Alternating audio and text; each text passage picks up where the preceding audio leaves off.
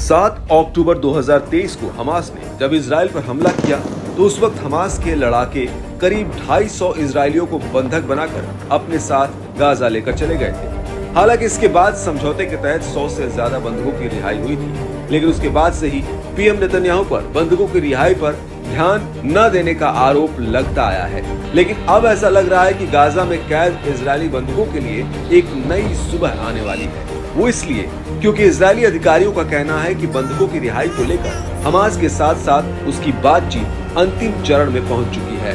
ये बातचीत हमास के साथ युद्ध विराम समझौते के तहत हो रही है।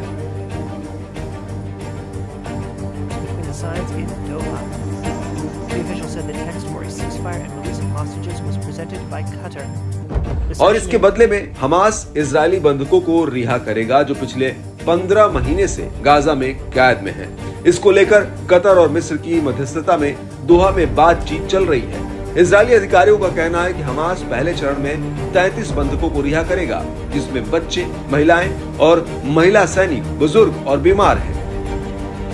इजराइल का मानना है कि हमास जिन 33 बंधकों को रिहा करेगा उनमें से अधिकतर जीवित हैं, लेकिन कुछ बंधक मर चुके हैं। हालांकि इजराइल का कहना है कि हमास की कैद में कितने बंधक जीवित हैं और कितने मर चुके हैं, इसको लेकर उसे कोई जानकारी नहीं मिली है।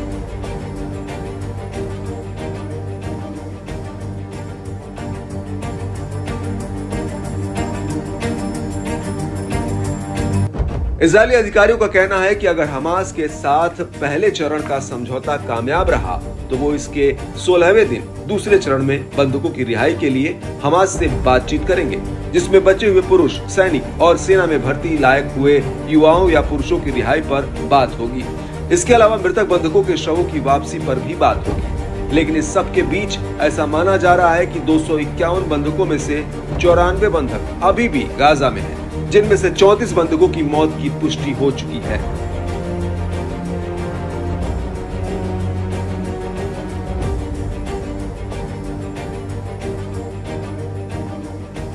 इस सब के बीच आपको यह भी बता दें कि अमेरिका के राष्ट्रपति बंधकों की रिहाई को लेकर एक बहुत बड़ा बयान दिया है।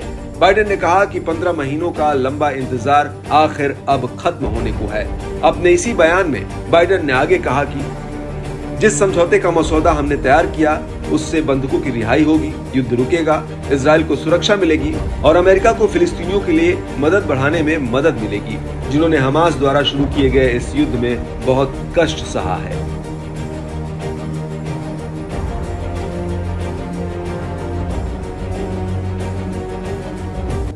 आपको बता दें कि बाइडेन का कहना है कि हम एक समझौते के करीब पहुंच चुके हैं, जो अमेरिका इजरायली प्रस्ताव की तर्ज पर तैयार किया गया है।